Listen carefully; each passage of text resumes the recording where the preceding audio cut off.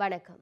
அனுரவின் சீன விஜய எதிரொலி இந்திய பெருங்கடலில் நிலைநிறுத்தப்பட்டுள்ள போர்க்கப்பல்கள் 2015ஆம் ஆண்டு வடக்கு மாகாண சபை தமிழின அழைப்புக்கான சர்வதேச நீதி கோரிய தீர்மானத்தை ஏகமனதாக நிறைவேற்றியது.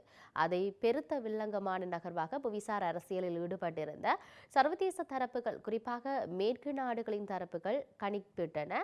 ஏனெனில் வெறும் மனித உரிமை மீறல்களாகவும் போர்க்குற்றங்களாகவும் மனிதத்துவத்துக்கு எதிரான குற்றங்களாகவும் இலங்கையில் போரில் ஈடுபட்டிருந்த இரு தரப்புகளையும் குற்றங்களின்றி சமப்படுத்தி தமது புவிசார் நலன்களுக்கு ஏதுவான ஆட்சி மாற்றங்களை ஏற்படுத்தும். தமது நிகழ்ச்சி நிரலுக்கு நேர்முரணான நிலைப்பாட்டை ஈழத்தமிழர் விடுதலை அரசியலில் உயிர்த்தெழச் செய்தும் அந்த வலு அந்த வடமாகாண சபை தீர்மானத்துக்கு இருந்தது. இவைகள் சார்ந்துதான் பார்க்க போகின்றோம் உண்மை நலசல் நிகழ்ச்சியில். 10 வருடங்களின் பின்னர் மீண்டும் அதையொத்த வகையில் ஈழத்தமிழர் தரப்பு குறிவைக்கப்படுகின்றது. அப்போது போலவே தற்போதும் இந்த வெளிப்பின்னணியை பலரும் அறியாதுள்ளனர். இந்த குறிவைப்பில் ஜெர்மனி, சுவிட்சர்லாந்து, நெதர்லாந்து, சில ஸ்கண்டினேவிய நாடுகள் ஆகியவற்றில் ஒரு வலைப்பின்னலாக அந்தந்த நாடுகள் அரச உதவிகளோடு இயங்கும் சில அமைப்புகள், குறிப்பாக சுவிட்சர்லாந்து நாட்டின் தூதரக அனுசரணையோடு இலங்கையில் தமது நிகழ்ச்சி நிரலை வெளிப்படுத்திக் கொள்கின்றன. அரசுகளின் உதவிகளோடு இயங்கும் அந்த அமைப்புகள் அரசு சார்பற்ற தன்னார்வ நிறுவனங்கள் என்று தம்மை தாமே விளம்பரப்படுத்திக் கொள்வது வழமை. பொது வெளியில் தமது நிகழ்ச்சி நிரல் பற்றிய தடயங்கள் அதிகம் வெளியிடப்படாத வகையில் செயற்பட வேண்டும் என்ற திட்டத்தோடு இவை இயங்குகின்றன. இந்த மறைபொருளான நிகழ்ச்சி நிரல் பற்றி ஓரளவு அறிந்தவர்கள் தமிழ் தேசிய அரசியலில் ஈடுபடுபவர்களிடம் இது பற்றி கேட்டால் அக்கேள்விகளை சதி கோட்பாடுகளாக கருதி அவற்றை தட்டி கழிக்கும் மனப்பாங்கு பலரிடம் 2015 காணப்பட்டதை போலவே தற்போதும் காணப்படுகிறது. இருந்தாலும் இது குறித்து விழிப்புணர்வு பொதுவெளியில் ஏற்பட வேண்டிய தேவை மீண்டும் எழுந்துள்ளது. அந்த வகையில் 2 கேள்விகள் இங்கு முக்கியமானவை. 2015 நடந்தது என்ன, 2025 நடக்கப் போவது என்ன என்ற கேள்விகளை அவை.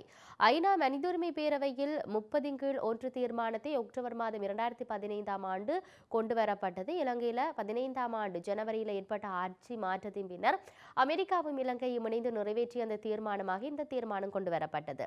இந்த தீர்மானம் ஒரு புறம் நிறைவேறவில்லை, மறுபுறம் உலக வங்கியும் சர்வதேச நாணய நிதியமும் அப்போதைய பிரதமர் ரணில் விக்ரமசிங்கவுடன் சில அபிவிருத்தி திட்டங்கள் குறித்து செயற்படுவது என்றும், இன்னொரு புறத்தில் அமெரிக்க இராணுவ தரப்போடு இலங்கை சில முக்கியமான உடன்படிக்கைகளை மேற்கொள்வது என்றும், திரைமறைவிலான உடன்பாடுகளோடு மங்கள சமரவீரவுடன் சில புலம்பெயர்ந்த தமிழ் தரப்புகளை இணைத்து சமாந்தரமான நகர்வுகள் தொடுக்கப்பட்டிருந்தமை பலருக்கு நினைவிருக்கலாம். ஆனால் இவற்றை ஆழமாக கிரகிக்கும் தன்மை பெருமளவுக்கு தமிழர் தரப்புக்கு அப்போது இருந்திருக்கவில்லை. அதே மேற்குலகம் ஈழத்தமிழர்களுக்கு நீதியை பெற்று தந்துவிடும் என்ற மாயை பரவலாக தமிழர் தரப்பை பல முனைகளிலும் பீடித்திருந்தது. இன அழிப்பை போரை கடந்து 6 ஆண்டுகள் மாத்திரமே புரையோடியிருந்தன. இருப்பினும் இன அழிப்புக்கான சர்வதேச நீதியை ஈழத்தமிழர்களின் நாடாளுமன்ற உறுப்பினர்கள் இணைந்து கோர தவறியமையினால மாகாண சபையின் மக்கள் ஆணையை பயன்படுத்தியதாவது அதை சாத்தியலாக்கலாமா என்பதற்காக மக்கள் தளத்தில் இயங்கிய அமைப்புகளும் புலம்பெயர் செயற்பாட்டாளர்கள் சிலரதும் சிந்தனையில் இருந்தது. குறிப்பாக இது தொடர்பில் வடக்கு மாகாண சபை நோக்கி பல முனைகளில் இருந்து கருத்துருவாக்கம் ஏற்படலாயிற்று. இன அழிப்பு என்ற பிரதான குற்றம் குறித்த சர்வதேச நீதியின் தேவை பற்றி மாகாண சபை உறுப்பினர் எம்.கே. சிவாஜிலிங்கம், அனந்தி சசிதரன், காலஞ்சொன்ற ஆண்டனி ஜெயநாதன் போன்றோர் தீவிரமாக குரல் எழுப்பி வந்தனர். ஆரம்பத்தில் அவர்களின் குரல் வடக்கு மாகாண முதல்வர் நீதியரசர் சி.வி. விக்னேஸ்வரனை பெரிதாக ஈர்த்திருக்கவில்லை. இருப்பினும் விரைவில் அவரே அந்த தீர்மானத்தை முன்னெடுத்து நிறைவேற்றும் நிலை ஏற்பட்டிருந்தது. விளைவாக கொழும்பில் ஆட்சி மாற்றம் ஏற்பட்ட 2015 ஜனவரிக்கும் ஐநாவில் தீர்மானம் நிறைவேறியிருந்த அதே ஆண்டு அக்டோபர் மாதத்துக்கும் இடையில் பிப்ரவரி மாதத்திலேயே விக்னேஸ்வரன் தலைமையில் இன அழிப்புக்கு சர்வதேச நீதி கோரும் தீர்மானம் மாகாண சபையில் ஏகமனதாக நிறைவேறியது. குறித்த தீர்மானத்தை இறுதிப்படுத்துவதில் அப்போது விக்னேஸ்வரனுக்கு ஆலோசகராக செயற்பட்ட நிமலன் கார்த்திகேயன் கனதியான பங்கு அவர் ஆற்றியிருந்தார். அவ்வாறான ஒரு தீர்மானம் நிறைவேறிவிடக் கூடாது என்பதற்காக தமிழ் தேசிய கூட்டமைப்பின் நாடாளுமன்ற உறுப்பினர் எம்.ஏ. சுமந்திரன் பெரும் போரையே தொடக்கியிருந்தார். ஒரு வகையில் சிவாஜிலிங்கத்தின் இடைவிடாத நகர்வுக்கு எதிராக சுமந்திரன் தொடங்கிய போரினால் ஏற்பட்ட எதிர்வினையாகவே விக்னேஸ்வரனும் நிமலனும் அந்த தீர்மானத்தை தமது கையில் எடுக்கும் நிலை ஏற்பட்டது எனலாம். இந்த நிலையில் தமிழரசு கட்சியின் தலைமையை தவறான ஆழ்நிலை தரப்புகளின் கூலிகளும் கோமாளிகளும் கையகப்படுத்தாது பார்க்க வேண்டியது ஒருபுறம் நடைபெற வேண்டும். அதே நேரம் ஸ்ரீதரன் போன்றோர் தம்மை சுற்றி போட்டப்பட்டுள்ள அந்த பொறிக்குள் இருந்து தப்புவதற்காக தவறான தரப்புகளுடன் சமரசம் செய்து கொள்ளாது ஒட்டுமொத்த தேசிய இனத்தின் விடுதலை அரசியலுக்கான நிலைப்பாடுகளுக்காக செயற்படும் நிலைக்கு பரந்துபட்ட மக்கள் சமூகத்தால் நிர்பந்திக்கப்பட வேண்டும். இவற்றுக்கு அப்பால் வடக்கு கிழக்கில் ஈழத்தமிழர்களதும் ஒட்டுமொத்த தமிழ் பேசும் மக்களது ஆணைகளை சுய நிர்ணய உரிமை கொண்ட கூட்டாட்சி கோரிக்கையை உள்ளது என்ற ஒன்றிணைந்த நிலைப்பாடு சர்வதேச ஆழ்நிலை தரப்புகளுக்கு ஐயம் திரிபர நிறுவனப்பட்டு இடித்துரைக்கப்பட வேண்டும். இல்லாவிடின் மேலும் நீத்து போகும் ஜெனிவா தீர்மானம் என்ற தலைவிதியை எதிர்கொள்ள வேண்டி வரும். அதே நேரம் புவிசார் அரசியலை எதிர்கொள்ள தேவையான வாய்ப்பாடு வைத்தால் குடும்பி அடித்தால் மொட்டை என்ற கணக்கான சீனா பக்கம் இலங்கை போனால் அமெரிக்கா ஈழத்தமிழர் பக்கம் வரும் என்று கணக்கு போடுவதிலும் அல்லது சீனாவுக்கும் இந்தியாவுக்கும் இடையில் ஏற்படும் புவிசார் அரசியல் போட்டியில் ஈழத்தமிழர்கள் விடயத்தை இந்தியா கையில் எடுக்கும் என்று கணக்கு போடுவதிலும் கனவு கோட்டைகளை கட்டுவது அடிப்படையில் தவறான ஒரு விடயம். அகமது குசைன் அல் ஜாரா எனும் பயங்கரவாத அல் ஹைடா அமைப்போடு தொடர்புபட்ட பிரபல ஜிஹாதியா அறியப்பட்ட அல் ஜிலானின் என்பவரின் தலைக்கு 10 மில்லியன் கொடையாக சில வருடங்களுக்கு முன் அறிவித்திருந்தது அமெரிக்கா. தற்போது அப்படியான பயங்கரவாத ஜிஹாதியோடு அதே அமெரிக்கா கைகோர்த்து சிரியாவில் ஆட்சி மாற்றத்தை கொண்டு வருகிறது. சீனாவின் பிரபண்டமான புவிசார் அபிவிருத்தி திட்டமான பெல்ட் அண்ட் ரோட் முன்னெடுப்பு மத்திய கிழக்கில் முடக்கப்பட்ட பயங்கரவாதிகளோடு கைகொழுக்குகின்றது அமெரிக்கா. இவ்வாறு மத்திய கிழக்கில் பயங்கரவாதிகளோடு கூட்டு வைத்து ஆட்சி மாற்றம் செய்யும் அமெரிக்காவிற்கு இலங்கையில் ஜேவிபியோடு கூட்டு வைப்பது என்பதும் வில்லங்கத்தனமான விடயமே அல்ல. அதனை முதலில் சீன பூச்சாண்டி கதை அளப்பவர்கள் புரிந்து கொள்ள வேண்டும். இவர்களுக்கு மேலும் கசப்பான கதை என்னவென்றால் இந்தியா ரஷ்யாவுடனான சீனாவுடனும் நெருக்கமான ராஜதந்திர உறவை ஏற்படுத்தும் நிலைக்கு சென்றிருக்கின்றது என்பதாகும். அதாவது நண்பர்களோ எதிரிகளோ அல்ல, நலன்களின் எதிரமானவை என்ற உண்மைக்கு இந்தியா விதிவிலக்கு அல்ல என்பது வெளிப்படுகிறது. இதேவேளை சீனாவுக்கு எதிராக மட்டுமல்ல, ரஷ்ய, சீன, இந்திய, பிரேசில் மற்றும் தென்னாப்பிரிக்க பொருளாதார அணியான பிரெக்ஸ் கூட்டுக்கு எதிராக பெரும் பொருண்மைய போரை தான் புரிய போவதாக அமெரிக்க ஜனாதிபதியாக உள்ள டொனால்ட் ட்ரம்ப் அறிவித்திருக்கிறார். சீனா மேற்கொள்ளும் பிரம்புத்ரா திட்டம் இந்தியாவுடன் விரிசலை ஏற்படுத்தும் என்ற கேள்வி இந்திய ஊடகங்களில் எழுந்துள்ள போதும் நீரோட்டத்துக்கு எந்தவித பாதிப்பும் ஏற்படாது என்கிறது சீனா. இதற்குள் சீனாவின் தென்மேற்கில் உள்ள திபெத் தன்னாட்சி பிரதேசத்தில் உலகின் பிரம்மாண்டமான பிரம்மபுத்திரா நீர்த்தேக்க திட்டத்தை அமைக்கும் திட்டத்தை சீனா அங்கீகரித்துள்ளது. நெருக்கம் அடைந்துள்ள இந்திய சீன உறவில் மீண்டும் நெருடலை ஏற்படுத்தலாம் என்ற அறிகுறியும் வெளிப்படுத்தியிருக்கின்றது. இவ்வாறாக அடிக்கடி தளம்பல் அடையும் புவிசார் அரசியல் குறிப்பாக பல்துருவ உலக ஒழுங்கின் மாற்றத்தில் தென்படுகிறது.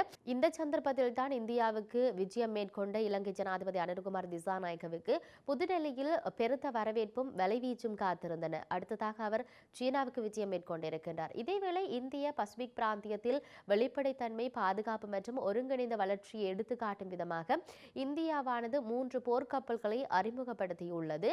இந்திய பெருங்கடலில் சீனாவின் இரும்புக்கு சவால் விடும் வகையில் இந்த கப்பல்கள் மோடி தரப்பு அறிமுகப்படுத்தியுள்ளதாக சொல்லப்படுகிறது. இந்தியாவின் இராணுவ தினத்தை முன்னிட்டு INS Surat, INS Nilgiri, INS Vagsheer என்ற போர்க்கப்பல்களை இந்திய நாட்டு பிரதமர் நரேந்திர மோடி அறிமுகப்படுத்தியிருக்கிறார். ஸ்ரீலங்கா ஜனாதிபதி அனுர்குமார் திசாநாயக்கவின் சீன விஜயத்துக்கு மத்தியில் பல ஆண்டுகளாக மூலோபாய கடல்சார் பகுதியாக கருதும் இந்தியாவின் தென்கிழக்கு கடற்கரையில் உள்ள ஒரு தீவான இலங்கையில் சீனா தனது செல்வாக்கை விரிவுபடுத்த முயற்சித்து வருவதாகவும் அதுக்கு மோடி அரசு மறைமுக எச்சரிக்கையை விடுத்துள்ளதாகவும் இந்திய ஊடகங்கள் செய்தி வெளியிட்டுள்ளன.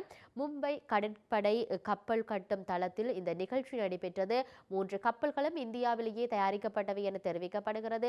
எதிரி நாட்டுக்கு சிம்ம சொப்பனமாக விளங்கும் வகையில் உருவாக்கப்பட்டுள்ள இந்த கப்பல்கள் மூலம் கடற்படை வலிவடையும் என மோடி இதன்போது தெரிவித்துள்ளார். அதிநவீன வசதி கொண்ட சூரத் போர்க்கப்பலில் இருந்து பிரம்மோஸ் மற்றும் வான் பாதுகாப்பு ஏவுகணைகளை செலுத்த முடியும். நீல்கிரி போர்க்கப்பல் கடலில் எத்தகைய சூழல் இருந்தாலும் பாதுகாப்பான பயணத்தை உறுதி செய்யும். குறிப்பாக எதிரி நாட்டு ரேடர்களில் சிக்காத வகையில் வடிவமைக்கப்பட்டுள்ளது. அதே நேரத்தில் எதிரிகளின் கப்பல்கள், விமானங்கள் மற்றும் ஏவுகணைகளை கண்டுபிடித்துவிடும். மேலும் அவற்றை தாக்கி அழிப்பதற்கான ஆயுதங்களும் இதில் உள்ளன. 75 ஸ்கார்பியன் திட்டத்தின் கீழ் உருவாக்கப்பட்ட நீர்மூழ்கி கப்பல். இதன் மூலம் கடலுக்கு அடியிலிருந்து தாக்குதல் நடத்த முடியும் என விளக்கம் அளிக்கப்பட்டுள்ளது. 3 போர்க்கப்பல்களை நாட்டுக்கு அர்ப்பணித்த பிறகு கருத்து தெரிவித்த மோடி, உலகின் முக்கிய கடல்சார் வல்லரசாக இந்தியா வளர்ந்து வருகின்றது என்று சொல்லியிருந்தார். நம் நாட்டின் செயல்பாடுகள் வளர்ச்சி அடிப்படையாக கொண்டதே தவிர விரிவாக்கத்தை அடிப்படையாக கொண்டது அல்ல என மோடி தெரிவித்தார். அதன் மூலம் கடல் மற்றும் கடல் பரப்பில் அவ்வப்போது எல்லை மீறலில் ஈடுபடும் சீனாவுக்கு மறைமுக எச்சரிக்கை விடுக்கப்பட்டிருப்பதாக புவிசார் இந்திய வல்லுநர்கள் எதிர்வு கூறியுள்ளனர். மேலும் அமெரிக்கா, ஆஸ்திரேலியா, ஜப்பான் ஆகிய நாடுகளுடனும் இந்த கூட்டமைப்பில் இந்திய உறுப்பினராக உள்ள நிலையில் இந்திய பசிபிக் பிராந்தியத்தில் குவாட் கூட்டமைப்பு விரும்பி தடுக்க வருகின்றது என்று அங்கு சொல்லப்பட்டிருக்கிறது. இந்த நிலையில் பிரதமர் மோடியின் பேச்சு புவிசார் அரசியலில் முக்கியத்துவம் பெற்றுள்ளது. இதேவேளை தென்னாசியாவில் தனது கேந்திர நிலையை தமது மூலதானமான இலங்கையின் ஆட்சியாளர்கள் பயன்படுத்துவதும் அனைத்து வல்லாதிக்க சக்திகளும் அதனை கருத்தில் கொண்டு ஆட்சியாளர்களுக்கு அவ்வாறு முண்டு கொடுப்பதில் ஈழத்தமிழர்கள் பகடைக்காய்களாக பயன்படுத்தப்பட்டு பின்னர் தூக்கி வீசப்படுவதை இருதுருவ உலக ஒழுங்கும் அதன் பின்னரான ஒரு துருவ உலக ஒழுங்கும் எமக்குணர்த்தியுள்ளன. அமெரிக்காவால் சிரியா, ஈராக் போன்ற நாடுகளில் பயன்படுத்தப்பட்டு பின்னர் தூக்கி வீசப்படும் குர்திஸ் மக்களின் கதியும் ஈழத்தமிழர்களின் கதியை போன்றதே. இந்த பட்டறிவிலிருந்து ஈழத்தமிழர்கள் பாடம் கற்றிருந்தால் மட்டுமே பல்துருவ உலக ஒழுங்கில் எவ்வாறு தமது நிலைப்பாட்டை தாம் முன்னெடுத்து கொண்டு செல்ல வேண்டும் என்பதை உணர முடியும். இலங்கை தீவின் வடக்கு கிழக்கு பிராந்தியத்தில் ஒன்றிணைந்த பலத்துக்குரிய சக்தியாக ஈழத்தமிழர்கள் தம்மை நிறுவுவதும் அந்த பலத்துக்கு தோளோடு தோள் கொடுக்கும் சக்தியாக தமிழ்நாட்டுடன் ஆழமான புரிதலை கொண்டிருப்பதும் உலகளாவிய பரந்துள்ள புலம்பெயர் ஈழத்தமிழர்களின் பலப்பெருக்கத்தையும் ஒன்றிணைத்து நிறுவும் தன்மையும் ஈழத்தமிழர்களுக்கு இருக்க வேண்டும் என்பது சொல்லப்படுகிறது. இவ்வாறு பல்வேறுபட்ட விடயத்தை சொல்வதை அவதானிக்கக்கூடியதாக இருக்கிறது. இது ஒரு அரசியல் ஆய்வாளர் ஈழத்தமிழர்கள் சார்ந்து முன்வைக்கக்கூடியதும் இலங்கை, இந்திய, சீனாவினுடைய இந்த ஒப்பந்தங்கள் அந்த தொடர்பிலான புரிந்துணர்வுகள் எவ்வாறு இருக்கிறது, இங்கே எவ்வாறான நன்மைகளை எவ்வாறான எச்சரிக்கைகளை விடுத்திருக்கின்றன என்பதை மிக அழகாக தெளிவாக சொல்லியிருக்கிறார். ஆகவே பொறுத்திருந்து பார்ப்போம். இந்தியா, இலங்கை, சீனா இதனுடைய நகர்வுகள் எப்படி நகரப் போகின்றது என்பதை மற்றொரு உண்மை நிகழ்ச்சியில் சந்திப்போம். வணக்கம்.